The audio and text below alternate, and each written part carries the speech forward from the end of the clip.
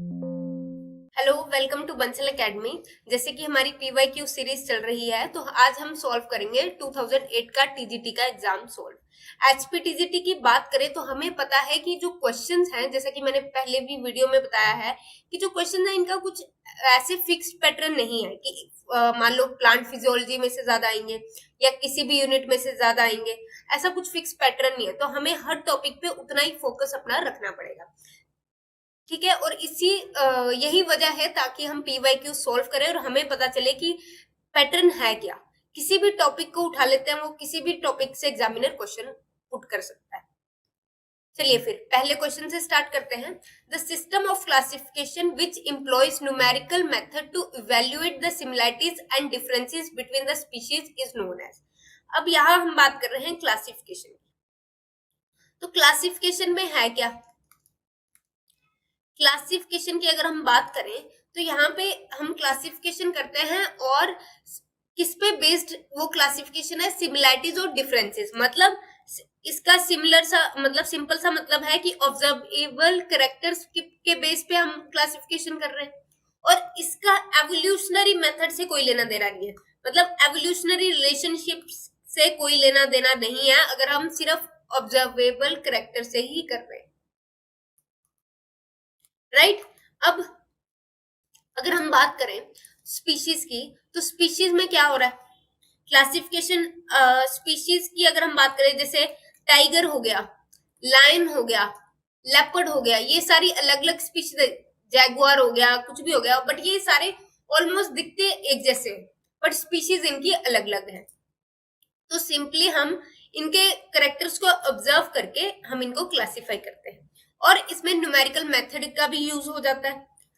इस स्टडी को क्या बोलेंगे हम? इस तरह से क्लासिफाई करने को हम बोलते हैं phonetics. Clear? Next, a group of birds called finches exemplify the principle of. Group of birds, अब ये क्या है? फिंचेस क्या है? एक आइलैंड था। ठीक है, डार्विन एक हमारे साइंटिस्ट थे, बायोलॉजिस्ट बोल सकते हैं इनको। डार्विन ने क्या किया? वो घूम रहे थे, अपने एक जर्नी पे निकले, तो उन्होंने इस आइलैंड पे नोटिस किया कि बहुत सारे बर्ड्स हैं अलग अलग, बट वो बेसिक उनका कलर वगैरह मतलब बेसिक करेक्टर सेम है, बट उनकी जो आदतें हैं, हैबिट्स थी, वो अलग है। अब हैबिट्स अलग थी तो इसी से बीक चेंज हो गई, जैसे कि बीक अलग अलग हो गई। ठीक है, उसके बाद अगर हम बीक की बात करें तो बीक अलग कैसे हुई? क्योंकि उनमें क्या था, उन्होंने अपने आप को अडेप्ट किया एक डिफरेंट इन्वायरमेंट में। अब वो अडेप्टेशन क्यों की? क्योंकि कंपटीशन हो रहा था, एक जैसे बहुत ज्यादा हो जाए तो क्या होगा? फूड के लिए कंपटीशन, हैबिटेट के लिए कंपटीशन, तो ये सारा कंपटीशन उनको फेस करना नहीं पड़ा। अब वो कैसे नहीं पड़ेगा? अगर वो अपनी अडेप्टेशन डिफरेंट कर लेंगे, खाने की चीजें अलग कर लेंगे, जैसे कोई सीड खा रहा है, कोई पोलन खा रहा है, कोई वॉर्म्स खा रहा है, तो ये क्या है? अडेप्टेशन अलग हो गई, उनकी ईटिंग हैबिट अलग हो गई। अब रहने का अगर अलग करना है तो मान लो कोई पेड़ के इस हिस्से में रह रहा है, कोई इस हिस्से में, इस हिस्से में, इस हिस्से में। इससे क्या होगा? कंपटीशन को अवॉइड करेंगे और वो अडेप्ट कर रहे हैं अपने अलग साइड पे। तो इसको क्या बोला जाता है? Adaptive radiation. Clear? Next, exploitation of bioresources of other nations without authorization is called। अब इसकी अगर हम बात करें, एक्सप्लोइटेशन ऑफ बायोरिसोर्सेज, बायोरिसोर्सेज जैसे हम इसके एग्जांपल देते हो, हम हल्दी को कब से यूज करते आ रहे हैं? As an antiseptic, as an antibiotic, और एज एन एंटीसेप्टिक हम कब से हल्दी को यूज करते आ रहे हैं। फिर क्या हुआ? अंग्रेज आए, हमें इंडिया वालों को अभी तक ये नहीं पता था कि हमें अपना हक किस तरह से लेना पड़ेगा, हमें इस पे अपना हक जताना पड़ेगा। तो अंग्रेज आए, अंग्रेजों ने क्या किया? हल्दी पे कॉपीराइट ले लिया, टर्मेरिक पे कॉपीराइट ले लिया। अब हमारी ऑथराइजेशन के बिना हुआ है वो। अब इस चीज को क्या बोल देते हैं? बायो पायरेसी, क्योंकि हल्दी तो इंडिया का नेटिव है, हल्दी, मैंगो, नीम, ये सारे इंडिया के नेटिव है। अब हम कब से इनको यूज करते आ रहे हैं, बट अंग्रेजों ने इन पे हमारी ऑथराइजेशन के बिना अपना नाम लगा दिया कि ये तो हमने डिस्कवर किया। तो ये क्या होती है? Biopiracy. Clear? Next, plants that evades dry condition or cold. अब कुछ प्लांट्स होते हैं जो ड्राई कंडीशन में रहते हैं। अब ड्राई कंडीशन में रहेंगे, अपने आप को मॉडिफाई इस तरह से करेंगे, मॉडिफाई इस तरह से करेंगे जैसे अपनी लीव्स को स्वेल कर लेंगे, मतलब वाटर स्टोर करने के लिए अपनी लीव्स को स्वेल करवाएंगे। ठीक है, अब ये क्या है, ये भी एक एडेप्टेशन है। तो इन लीव्स को क्या बोला जाता है, सकुलेंट्स बोला जाता है। इन लीव्स को क्या बोलते हैं, सकुलेंट लीफ। अब ये क्या है, एक एडेप्टेशन है ड्राई कंडीशन की। इनके लीफ स्वेल कर जाते हैं क्योंकि सोर्स ऑफ वाटर नहीं है, तो ये लीफ में ही क्या करते हैं, पानी को स्टोर करते हैं फ्यूचर यूज के लिए। Clear. Next, rooted plants found in shallow water are dominant producers, such plants are called. अगर हम बात करें शैलो वाटर क्या होता है, मतलब ज्यादा पानी डीप नहीं है। शैलो वाटर में कुछ रूटेड प्लांट्स होते हैं जो डोमिनेंट प्रोड्यूसर्स हैं उस जगह के। अब ऐसे प्लांट्स के लिए एक वर्ड है मैक्रोफाइट्स। क्लियर, तो हमारा आंसर हो जाता है macrophyte. Next, in which plant the body represent gametophytic phase and bear haploid gametes। अब gametophytic phase किसमें होता है और haploid gametes किसमें आते हैं। तो यहाँ पे अगर हम बात करें तो ब्रायोफाइट्स में ये कंडीशन दिखती है। अब कंडीशन है क्या, gametophytic phase डोमिनेंट है, gametophytic phase डोमिनेंट है, मतलब गैमीट्स बन रहे हैं। गैमीट्स कैसे बन रहे हैं, male gamete and female gamete. ये क्या है, एन कंडीशन है, और ये क्या हो जाएंगे 2n। अब यहां से क्या बनेगा, आगे स्पोरोफाइट बनेगा। स्पोरोफाइट मियोसिस करके क्या बना रहा है, स्पोर्स बना रहा है। ठीक है, मियोसिस करके स्पोर्स बना रहा है। अब हैप्लॉइड गैमीट्स कंडीशन आ गई। अब यहाँ पे ब्रायोफाइट है कौन सा, गैलीडियम एक एल्गी है, जेलीडियम होता है वैसे, ये गलत लिखा है। रिक्शिया क्या है, ब्रायोफाइट है, और ये दोनों फर्न्स हैं। फर्न्स मतलब टेरिडोफाइट्स। तो ये वाला, ये दोनों तो पहले ही रिजेक्ट हो जाते हैं। और इसमें क्या होता है, इसमें जो डोमिनेंट फेज है वो स्पोरोफाइट होता है। हमारा आंसर हो जाता है रिक्शिया। Next, theory of inheritance of acquired characters was proposed by. अच्छा, अब इसमें क्या हुआ, theory of inheritance of acquired characters, मतलब कि कोई कैरेक्टर है मैंने एक्वायर किया, अब उसको आगे जो मेरी आने वाली जनरेशंस हैं वो उस कैरेक्टर को एक्वायर करेंगी, इनहेरिट करेंगी मेरे से। अब इसको बोलते हैं theory of inheritance of acquired characters. अब इसको मतलब मैंने कोई टैटू बनवा लिया है, ठीक है, मैंने कोई टैटू बनवाया है, अब वो मेरी जो आने वाली जनरेशन है वो एक्वायर इनहेरिट करेंगे। वो ऐसा हो सकता है, नहीं होगा। तो इस पे काफी सारी थ्योरीज आई, जैसे यूज एंड डिसयूज थ्योरी। इसमें क्या है, जिस पार्ट को अपने को यूज करते हैं वो क्या हो जाता है, वो डोमिनेंट रहता है और हम में रहता है, बट जिसको हम डिसयूज, जिसका हम कुछ खास यूज नहीं करते हैं वो रिमूव हो जाता है।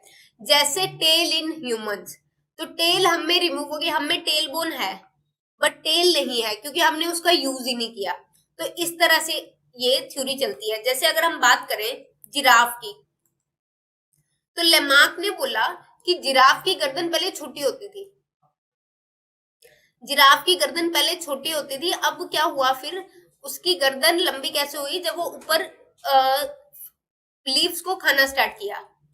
जैसे इस तरह से ये पेड़ ऊपर है, तो जिराफ ने क्या किया, यहाँ से इसको खाना स्टार्ट किया और धीरे धीरे उसकी गर्दन लंबी हो गई। ठीक है, बट ये और आगे की सारी जनरेशन की गर्दन लंबी रही। बट इस पे फिर और हमारे साइंटिस्ट आए, उन्होंने इसी पे एक्सपेरिमेंट किया। उन्होंने माउस लिया और उसकी पूंछ काट दी, मतलब माउस ने अपनी टेल का यूज नहीं किया। अब उसके 20 जनरेशन तक पूंछ काटते रहे, 20 जनरेशन तक कोई यूज नहीं हुआ टेल का। बट जब 21st जनरेशन आई तब उसमें पूंछ थी, स्टिल पूंछ थी। तो ये थ्योरी क्या हो गई, डिस्कार्ड कर दी गई। और ये किसने दी थी, लेमार्क ने दी थी, और इसको लेमार्किज्म भी बोला जाता है। Clear. Next, an example of vitamin A rich transgenic plant is. Transgenic plant क्या होते हैं? हमने किसी और जगह से जीन लिया है और किसी उस प्लांट में डाला है जिसमें डिजायरेबल जीन डाला है जिसमें उसकी जरूरत। अब अगर हम बात करें बीटी कॉटन की, तो बीटी कॉटन में विटामिन ए रिच नहीं था। बीटी कॉटन में क्या था कि हमने एक बोलवर्म को मारने वाला, बोलवर्म टॉक्सिसिटी के लिए एक जीन डाला था, बैक्टीरिया से लेके बैसिलस थ्यूजेंसिस से लेके एक जीन डाला था जो बोलवर्म को टॉक्सिसिटी कर रहा था और कॉटन को खाने से बचा रहा था। नेक्स्ट आता है हमारा फ्लेवर सेवर टोमेटो। अब फ्लेवर सेवर टोमेटो में क्या था कि टोमेटो की शेल्फ लाइफ बढ़ा दी गई। टोमेटो नहीं तो एक दो दिन, जब साउथ से टोमेटो आते तो वो एक दो दिन में गल जाते थे, खराब हो जाते थे। टोमेटो की शेल्फ लाइफ बढ़ा दी गई, ये भी ट्रांसजेनिक प्लांट से हुआ। अब वैक्सीनेटेड पोटैटो, वैक्सीनेटेड ये अलग सीन है, वैक्सीन वाला सीन है, तो ये ट्रांसजेनिक नहीं हुआ। नेक्स्ट आता है हमारा गोल्डन राइस। पहले जो राइस थे वो सिर्फ कार्बोहाइड्रेट रिच थे। अब गोल्डन राइस में विटामिन ए को इंट्रोड्यूस किया गया और विटामिन ए रिच बनाया गया, राइट, और गोल्डन राइस को यूज किया गया आगे के लिए। अब गोल्डन राइस काफी फिलहाल गोल्डन राइस काफी डोमिनेटिंग है इस जगह क्योंकि वो उसमें विटामिन ए रिच है वो। Clear? Next, plant requiring exposure to light for less than critical period in order to flower is called. अब प्लांट को क्या चाहिए? प्लांट को एक्सपोजर चाहिए लाइट का क्रिटिकल पीरियड से कम, ठीक है, और फ्लावर करने के लिए। क्रिटिकल पीरियड क्या होता है? जैसे मान लो अगर कोई क्रिटिकल पीरियड वो पीरियड है, जैसे अगर कोई डे प्लांट है, मतलब प्लांट को जितनी लाइट चाहिए उसको बोल देते हैं क्रिटिकल पीरियड। नॉर्मल जो आवर्स हैं 14 to 15 उसको बोल देते हैं क्रिटिकल पीरियड, ठीक, कि इतनी लाइट प्लांट को चाहिए। अब इससे कम अगर लाइट चाहिए प्लांट को तो क्या होगा कि उसको हम बोल देते हैं शॉर्ट डे प्लांट। अगर जिसको इससे ज्यादा लाइट चाहिए, मतलब शॉर्ट डे प्लांट्स को 9 to 10 आवर्स, कम से कम इतनी लाइट काफी है, इनको इससे ज्यादा लाइट नहीं चाहिए। अब क्रिटिकल पीरियड से कम चाहिए तो ये प्लांट हो जाते हैं शॉर्ट डे प्लांट, और क्रिटिकल पीरियड तक चाहिए तो ये प्लांट हो जाते हैं लॉन्ग डे प्लांट। तो हमारा आंसर हो जाता है short day plants. Clear? Next, senescence in leaves can be delayed by applying on them. Senescence introduce किससे करवा सकते हैं? इथाइलिन से। इथाइलिन वो हार्मोन है जो सेनिसेंस को इंड्यूस करता है। सेनिसेंस होता है क्या? बुढ़ापा, प्लांट का बुढ़ापा आना, ठीक है। अब हम इसको डिले कैसे कर सकते हैं? By applying cytokinin. अब यहाँ पे साइटोकाइनिन नहीं दिया है, साइटोकाइनिन का दूसरा नाम दे रखा है काइनेटिन, तो ये आपको कंफ्यूज करने के लिए भी आ सकता है, इसलिए इस पे ध्यान देना होगा। Clear? Next, different communities represented by a combination of mosses, herbs, shrubs and trees replacing one another during succession are referred as। अब होता क्या है, मान लो ये बेयर रॉक है, रॉक है, इस पे लाइकन्स आएंगी पहले इसको सॉफ्टन करने के लिए, इसको सॉफ्ट करने के लिए, फिर लाइकन्स थोड़ा सा इसको सॉफ्ट करेंगे जिससे मॉसेस आराम से इन्वेड कर पाएंगी। मोसिस के बाद आएंगी हर्ब्स, क्योंकि रॉक इतना सॉफ्ट हो चुका है कि ये आराम से आगे इन्वेड कर ले ऊपर। श्रब्स, फिर ट्रीज। ट्रीज क्या होता है? Climax community. अब ये सारी जो सीरीज चल रही है जिसमें अलग अलग जो हमारी अलग अलग कम्युनिटीज आ रही है, इस चीज को बोला जाता है, एक के बाद एक की रिप्लेसमेंट कर रही है, तो इसको सिरल कम्युनिटीज बोला जाता है, क्योंकि ये एक दूसरे को रिप्लेस कर रही है। आज मतलब जितनी जमीन सॉफ्ट होती जा रही है उतनी जो अच्छे से रह पाएगा उस पे वो आता जा रहा है, ठीक है। तो पहले जो इन्वेट करता है वो लाइकन्स, फिर मॉसेस, फिर हर्ब्स, फिर श्रब्स, फिर ट्रीज क्या है? Climax community. फिर क्लाइमैक्स आ जाता है पूरा जंगल, एक स्टेबल कम्युनिटी आ जाती है। Clear? Next, seeds of some plant are unable to germinate even when conditions are favorable, this is called। अब क्या होता है कि कुछ प्लांट्स क्या करते हैं, उनके सीड जर्मिनेट नहीं कर पाते इवन कंडीशन फेवरेबल है तब भी। अब होता क्या है, इसका एक रीजन हो सकता है हार्ड सीड कोट। प्लांट की सीड कोट इतनी हार्ड है कि वो पानी को अंदर ले ही नहीं पा रही है, इम्बिबिशन कर ही नहीं पा रही है। जैसे ही उसके अंदर पानी जाएगा वो स्वेल करेगा, तभी वो क्या कर सकता है, रिप्रोड्यूस कर सकता है। इसका एक रीजन क्या है, हार्ड सीड कोड। ठीक है, और इसको क्या बोलेंगे, डोरमेंसी, डोरमेंट स्टेज बोल देते हैं, कि जो सीड है वो अपनी डोरमेंट स्टेज को ओवरकम नहीं कर पा रहा है। तो हमारा आंसर हो जाता है dormancy. Next, drooping of leaves of tamarind after sunset is an example of. अब टैमरिंड लीव्स को क्या करते हैं, उनका नीचे गिरना आफ्टर सनसेट, मतलब सन के ऊपर डिपेंडेंट है। कोई भी काम जो लाइट के ऊपर डिपेंडेंट है, जिसमें लाइट इन्वॉल्व है, उसको क्या बोल देते हैं हम, फोटोट्रोपिज्म। कोई भी मूवमेंट प्लांट की जो लाइट के ऊपर इन्वॉल्व है, लाइट की वजह से हो रही है, उसको बोलते हैं फोटोट्रोपिज्म। क्लियर? आई होप इतना आपको क्लियर होगा। चलिए आगे चलते हैं।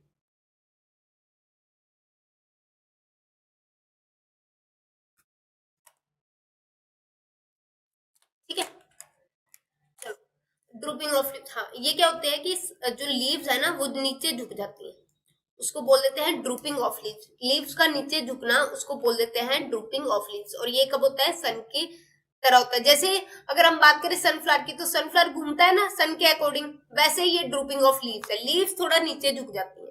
तो ये जो मूवमेंट सन की वजह से हो रही है, लाइट की वजह से हो रही है, उसको फोटोट्रोपिज्म बोलते हैं। हाइड्रोट्रोपिज्म सुना होगा, जियोट्रोपिज्म सुना होगा आपने। हाइड्रोट्रोपिज्म वाटर की वजह से, जियोट्रोपिज्म ग्रेविटी की वजह से। ठीक है, जियोट्रोपिज्म। और भी वर्ड्स हैं, एक सेकंड रुको।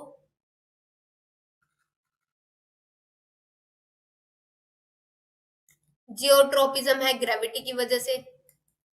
थिग्मोट्रोपिज्म क्या है,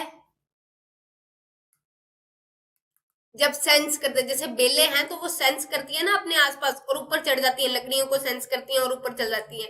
तो थिग्मोट्रोपिज्म, जियोट्रोपिज्म, हाइड्रोट्रोपिज्म। एक और होता है कीमोट्रोपिज्म, जो पोलन ट्यूब दिखाती है। ठीक है, पोलन ट्यूब क्या करती है, केमिकल एक रिलीज होता है जिससे पोलन ट्यूब को डायरेक्शन मिलती है। क्लियर?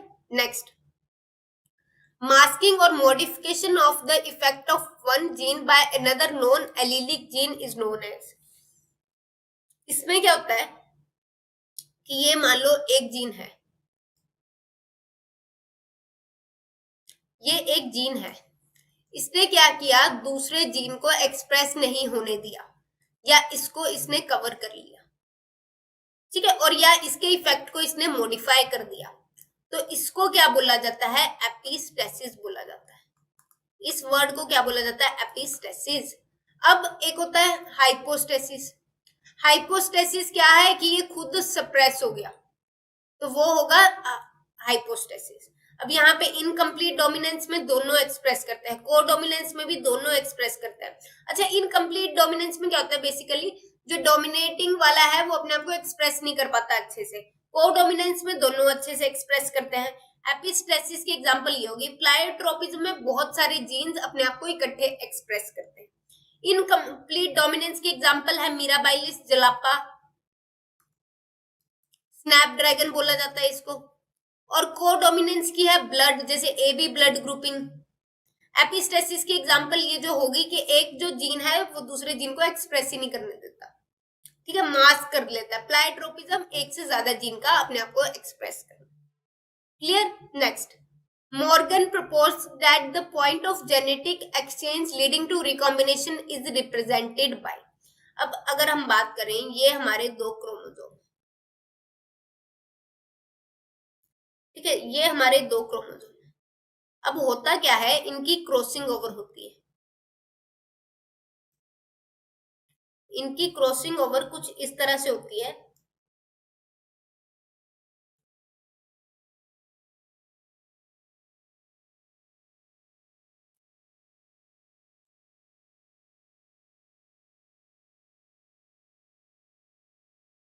ठीक है, इस तरह से कुछ क्रॉसिंग ओवर होती है। अब ये जो पॉइंट है ना, इसको काइस्मेटा बोल देते हैं। जब काइस्मेटा बनेगा तब ये इधर, ये वाला हिस्सा इधर चला जाएगा और ये वाला हिस्सा इधर आ जाएगा, ये ब्लू इधर रेड का हो जाएगा और ये रेड इधर ब्लू का हो जाएगा। तो कुछ कंडीशन इस तरह से होगी, इस तरह की कुछ कंडीशन होगी, ये देखो इस तरह की कुछ कंडीशन होगी, ठीक है। और ये जो काइस्मेटा बना ये इसी की वजह से बनता है, एक्सचेंज लीडिंग टू रिकॉम्बिनेशन, ये रिकॉम्बिनेशन करवाता है, ठीक है। हमारा आंसर हो जाता है काइस्मेटा। इसको क्रॉसिंग ओवर बोलते हैं, ये क्रॉस ओवर हो रहा है, लिंकेज होता है दो जीन्स का एक दूसरे से लिंक करना क्लोजली, मतलब ये एक्सप्रेस होएगा तो ये भी साथ में इसके लिंक्ड है, कहीं न कहीं करके ये भी एक्सप्रेस हो जाएगा। Clear? Next, a strain of Neurospora crassa that can grow on minimal medium is known as। अच्छा, यहाँ पे न्यूरोस्पोरा क्रेसा क्या है, एक फंजाई है और ये बहुत ज्यादा यूज होती है एज अ मॉडल ऑर्गेनिज्म, मतलब रिसर्च में बहुत बड़ा काम करती है ये, क्योंकि इसको उगाना बहुत जरूरी है, मतलब बहुत इजी है, मिनिमल मीडियम पे, मतलब कम से कम मीडियम पे ये क्या कर जाएगी, ग्रो कर देगी। इसको ज्यादा नखरे नहीं है, कम से कम खाना दे दो तब भी ग्रो कर जाएगी, तो इसीलिए इसको बोला जाता है प्रोटोट्रॉफ, मिनिमम मीडियम पे ही ग्रो कर जाएगी और इसके लिए एक वर्ड है prototroph. Clear? Next, DNA has genetic properties was revealed for the first time by Avery, MacLeod और मैककार्टी। इन्होंने बताया था कि जो डीएनए है उसमें जेनेटिक प्रॉपर्टीज है। इन्होंने कैसे करवाया था, एक स्ट्रेन लिया इन्होंने, स्मूथ स्ट्रेन, मतलब बैक्टीरिया के दो स्ट्रेन लिए थे, स्मूथ स्ट्रेन और रफ स्ट्रेन। स्मूथ स्ट्रेन की बात करें तो ये वायरुलेंट था, रफ स्ट्रेन की बात करें तो ये ए वायरुलेंट था, ठीक है। स्मूथ स्ट्रेन वायरुलेंट है, रफ स्ट्रेन क्या है, ए वायरुलेंट। अब स्मूथ स्ट्रेन क्या कर रहा है, अफेक्ट कर रहा है, इसको इंजेक्ट किया गया माइस में तो माइस डाइज। रफ स्ट्रेन को इंजेक्ट किया गया माइस में तो माइस सर्वाइव्स, क्योंकि ये ए वायरुलेंट है, ये इन्फेक्शन कर ही नहीं रहा है। अब इन्होंने क्या किया, स्मूथ स्ट्रेन को हीट किल करके डाला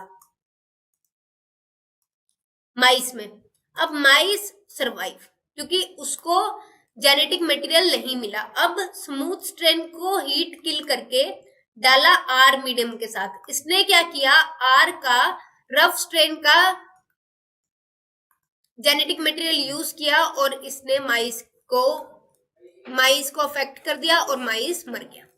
अब इसी से पता चला था कि डीएनए में कुछ जेनेटिक प्रॉपर्टीज है, तो ये किन्होंने बताया था, एवरी ने, Avery, MacLeod, McCarty. Clear? Next, अब नेक्स्ट आता है हमारा, नेक्स्ट क्वेश्चन है, variable number of tandem repeats are analysed by, variable number of tandem repeats are analysed by.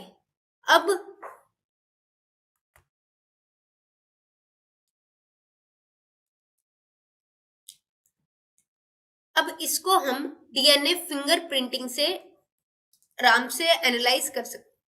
Variable number of tandem repeats मतलब रिपीट, कोई चीज, कोई डीएनए का स्ट्रेन है वो रिपीट हो रहा है,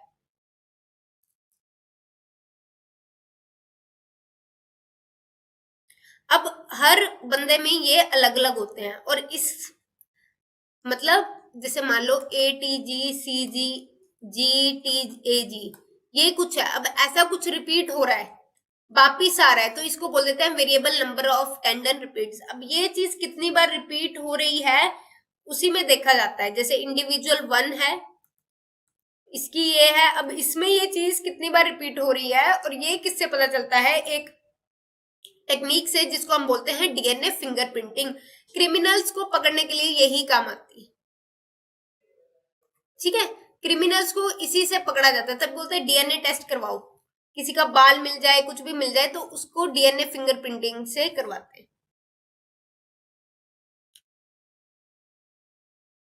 चले आगे। Next, restriction endonucleases are so called because they, अब जो रिस्ट्रिक्शन एंडोन्यूक्लियसेस है ना, ये किसके काम आते हैं? जेनेटिक इंजीनियरिंग के काम आते हैं, क्योंकि ये डिजायरेबल जगह पे जाके जीन के डीएनए के डिजायरेबल जगह पे जाके कट लगाएंगे और हम इसमें क्या कर सकते हैं? अपना डिजायरेबल जीन को अटैच कर सकते हैं। हमने जैसे डिजायरेबल जीन को अटैच किया और हम इसको भेज सकते हैं किसी भी डिजायरेबल ऑर्गेनिज्म में जहां हमें इसको इंसर्ट करवाना है, ठीक है। तो रिस्ट्रिक्शन एंडोन्यूक्लियसिस का बहुत बड़ा रोल है क्लीव करने में, डीएनए को तोड़ने में। तो यहाँ पे ऑप्शन क्या है? Restrict nuclear activity, cleave DNA molecule into smaller pieces, बिल्कुल सही। Clear? Next, spirulina belongs to kingdom. Spirulina क्या है? एक एल्गी है जो प्रोटीन रिच होती है, और ये क्वेश्चन भी काफी पूछा जाता है, प्रोटीन रिच एल्गी, क्योंकि इसमें 56% प्रोटीन होता है, बहुत बार पूछा जाता है। और ये एल्गी है, तो एल्गी किसको बिलोंग करेगी? प्लांट्स में आएगी। बाकी मोनरा है, मोनरा में क्या आते हैं? बैक्टीरिया। फंजाई का हमें पता है। एनिमल्स में क्या आते हैं? एनिमल्स। तो हमारा आंसर हो जाता है प्लांटे। चलिए फिर, ठीक है, मिलते हैं नेक्स्ट एग्जाम की डिस्कशन में। थैंक यू, आई होप इन्होंने काफी हेल्प हुई होगी आपको इससे और आपको क्लियर हो गया होगा। Thank you.